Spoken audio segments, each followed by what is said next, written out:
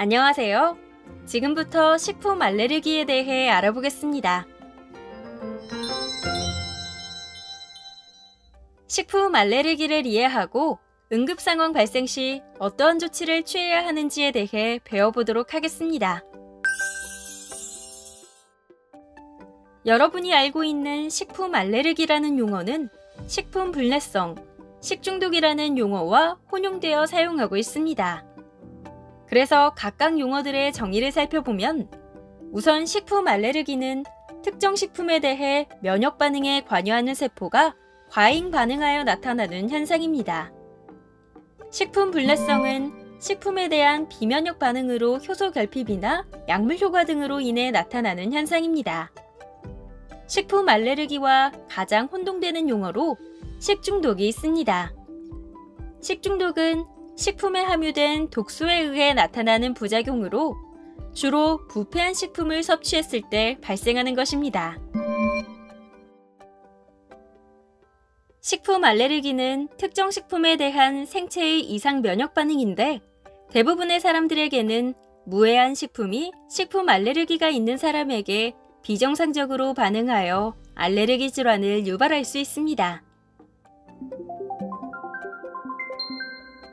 식품 알레르기의 증상을 보면 어린 영아 때는 주로 보채거나 토하거나 설사를 하는 장 증상이 나타나고 아토피 피부염이나 두드러기처럼 피부에 증상이 나타나는 경우도 있습니다.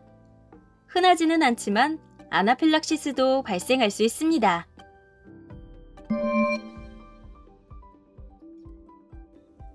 식품 알레르기와 연관된 알레르기 질환과 증상은 다음과 같습니다.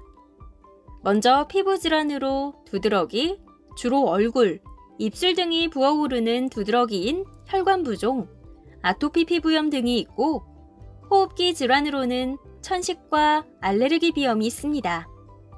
소화기 질환으로는 앞에서 말한 영아기 때 보채는 증상과 구토, 설사 등이 있습니다.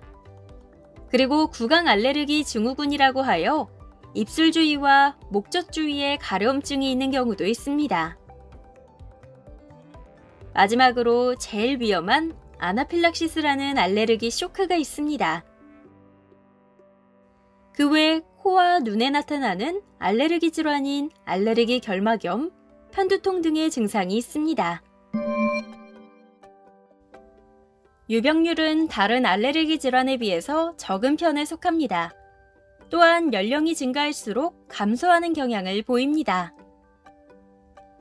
아토피 피부염과 식품 알레르기는 40%에서 60% 연관성이 있는데 나이가 먹을수록 연관성이 줄어듭니다. 그럼 알레르기를 일으키는 빈도가 높은 식품에는 어떤 것이 있을까요? 원인 식품은 나이에 따라 약간의 차이가 있는데요. 우선 알레르기를 일으키는 빈도가 높은 식품으로 계란, 우유, 콩, 밀가루, 땅콩, 생선, 갑각류, 견과류가 있습니다. 원인 식품은 연령에 따라 약간 차이가 있는데 영유아기 어린이일 때는 계란, 우유, 콩, 밀 순으로 높고 최근에 땅콩이 증가하고 있습니다. 청소년과 성인인 경우에는 땅콩, 생선, 갑각류, 견과류 순으로 높습니다. 이들 원인 식품 중 견과류, 특히 땅콩과 어패류는 잘 소실되지 않고 성인이 되어서도 문제가 될 수 있습니다. 식품 알레르기에서 중요한 것은 교차 반응인데요. 원인 식품에서만 증상이 나타나는 것이 아니라 같은 식품군에서도 알레르기 유사 반응을 보이는 것입니다. 그림처럼 소와 염소에서 92%의 교차 반응을 보이므로 일반 우유에 알레르기 반응을 보이는 경우에는 염소, 양 외에 다른 동물의 젖에도 문제가 될 수 있습니다. 또한 새우에 문제가 있는 경우에는 게와 랍스터에 75%의 교차 반응이 있습니다. 그래서 교차 반응을 보일 수 있는 식품을 아는 것 또한 중요합니다.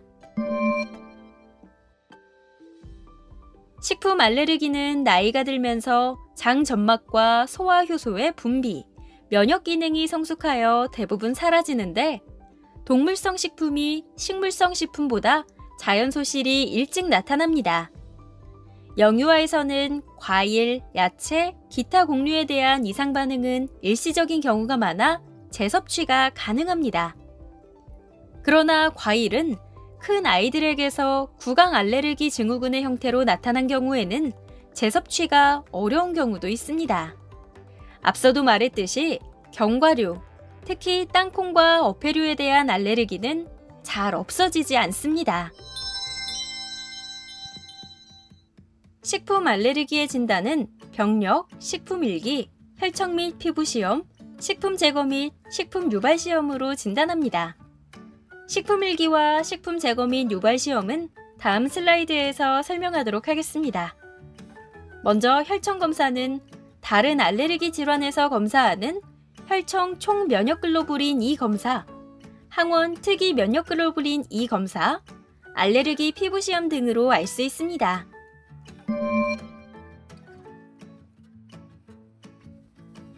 식생활 관리는 원인 식품을 밝혀내고 나서 그 식품을 섭취하지 않는, 즉 제거 시기를 하는 것이 최선책입니다. 이를 위해서 성분에 대하여 확인이 필요하고 지속적인 식사 일기를 써서 또 다른 원인이 있는지 확인해야 합니다. 또한 원인 식품을 피하기 위한 안전한 식품 준비가 필요합니다. 그러면 식품 알레르기의 치료와 관리는 어떻게 해야 할까요? 치료와 관리는 원인 식품 제한, 약물 치료, 영양 관리로 나눌 수 있습니다. 우선 정확한 진단을 통해 원인 식품을 제한해야 합니다.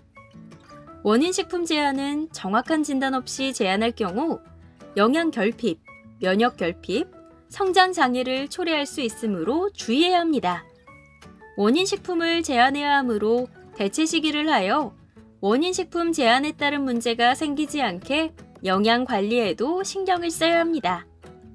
약물 치료는 항히스타민제, 스테로이드제 복용 혹은 주사 등이 있습니다.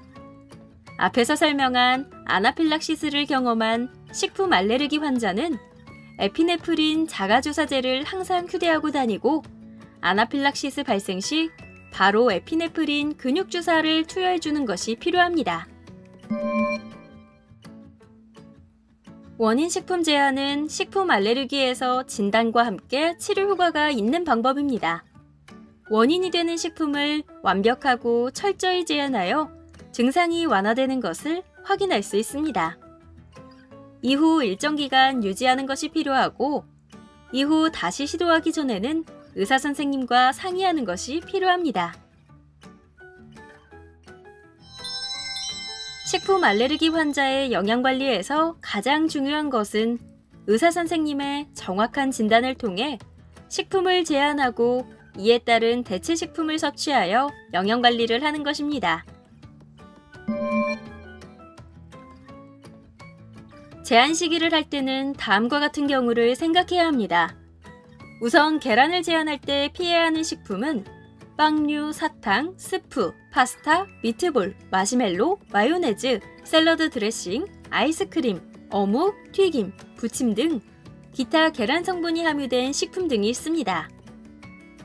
우유를 제한할 때는 우유, 요거트, 치즈, 분유, 크림, 버터, 피자, 초콜릿, 캐러멜, 말랑말랑한 사탕, 푸딩, 커스터드, 우유가 포함된 과자, 빵 등 기타 우유 성분이 함유된 식품 등이 있습니다.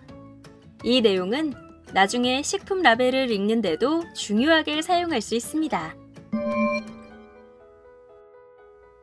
식품 알레르기 원인이 있는 경우 대체 식품을 섭취하여 영양에 문제가 없게 해야 합니다. 먼저 우유는 저항원성 우유, 콩, 육류, 계란, 가금류, 생선, 해조류 등으로 대체할 수 있고 계란의 경우에는 우유, 생선, 육류, 가금류, 엽채 등으로 대체할 수 있습니다. 콩은 전곡류, 육류, 가금류, 엽채류, 우유, 어패류, 밀은 전곡류, 효모, 육류, 우유, 땅콩은 전곡, 효모, 유지, 엽채류, 육류로 대체할 수 있습니다. 그러나 여러 가지 식품에 알레르기가 있는 경우에는 쌀, 감자, 영양소가 보강된 대두분유, 쌀분유, 저항원성 우유, 식물성 기름, 해조류 등으로 대체할 수 있습니다. 상품의 뒤에 보면 이렇게 식품 라벨이 있습니다.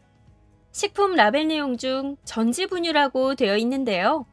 이는 우유 성분이므로 우유 알레르기가 있는 사람은 주의가 필요합니다.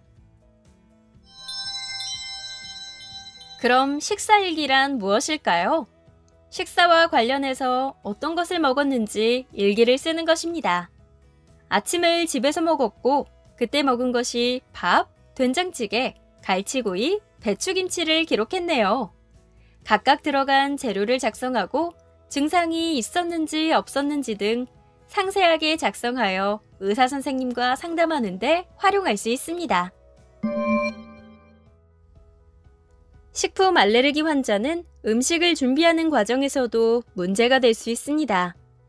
우선 일반적인 사항으로 준비 단계에서 손, 조리기구, 조리대, 식탁 등을 깨끗이 씻어야 하고 조리기구, 식기 분리 등으로 청결을 유지해 주어야 한다는 뜻입니다. 교차 접촉의 주의는 집에서 식사를 할 때뿐만 아니라 외식 시에도 일어납니다. 그 예로 치즈가 함유된 고기를 구운 그릴에 일반 고기를 구웠을 때, 새우를 튀긴 프라이팬을 사용하여 감자튀김을 할 때, 땅콩 샐러드를 집었던 집게를 사용하여 일반 샐러드를 집을 때도 일어날 수 있으므로 주의가 필요합니다.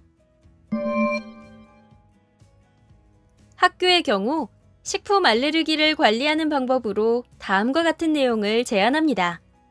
먼저 식품 알레르기가 있는 학생을 확인하여 중증도에 따라 제한식의 필요 여부를 담임교사와 영양교사, 그리고 보건교사가 사전에 인지하는 것이 중요합니다. 또한 식품 알레르기 환자가 경구 응급약이나 에피네프린 주사 등을 소지하고 있는지 확인하고 유사시 사용 여부에 대해 논의합니다. 식품 알레르기 원인 식품 항원을 철저히 제한하고 회피하도록 하며 실험이나 요리 시간에도 식품 알레르기에 노출될 가능성이 있으므로 주의하도록 합니다. OX 퀴즈입니다. 첫 번째 문제입니다. 견과류나 어패류에 의한 알레르기는 잘 소실된다? 맞으면 O, 틀리면 X. 정답은 바로 X입니다. 견과류, 특히 땅콩과 어패류에 의한 알레르기는 잘 소실되지 않고 성인이 되어도 문제가 될 수 있습니다. 두 번째 문제입니다. 알레르기 검사를 통해 원인 식품이 밝혀진 후에는 평생 못 먹는다? 맞으면 O, 틀리면 X. 정답은 X입니다. 특정 식품이 아토피 피부염의 원인으로 확인이 되었어도 평생 동안 먹지 못하는 것은 아닙니다. 일정 기간 동안 원인 식품을 제거하였다가 서서히 다시 먹는 방법으로 치료하게 됩니다. 그러나 다시 먹는 시기나 방법은 매우 조심스러운 주의가 필요하므로 반드시 전문의와 상의하여 결정해야 합니다. 과일, 야채, 곡류에 대한 이상 반응은 일시적인 경우가 많아 보통은 6개월에서 12개월 이내에 다시 먹어도 되는 반면 견과류나 어패류 등에 대한 알레르기는 잘 소실되지 않습니다. 무조건 원인 식품을 다 회피하거나 정확한 진단 없이 추측으로 원인이라고 생각되는 식품을 금지시킨다면 한창 성장하는 아이에게는 영양 결핍이나 발육장애를 초래할 수 있으므로 주의해야 합니다. 세 번째 문제입니다. 임신 중 식이 제한은 식품 알레르기의 예방에 도움이 된다? 맞으면 O, 틀리면 X. 정답은 X입니다. 임신 기간 동안 필수 영양소를 제한하는 것은 바람직하지 않으므로 즐거운 마음으로 몸에 좋은 음식들을 골고루 먹도록 합니다. 출산 후 적어도 6개월간은 모유 수유하는 것을 권장합니다. 마지막 네 번째 문제입니다. 다음 식품 라벨을 읽고 함유식품을 고르십시오. 정답은 2번 우유와 4번 대두입니다.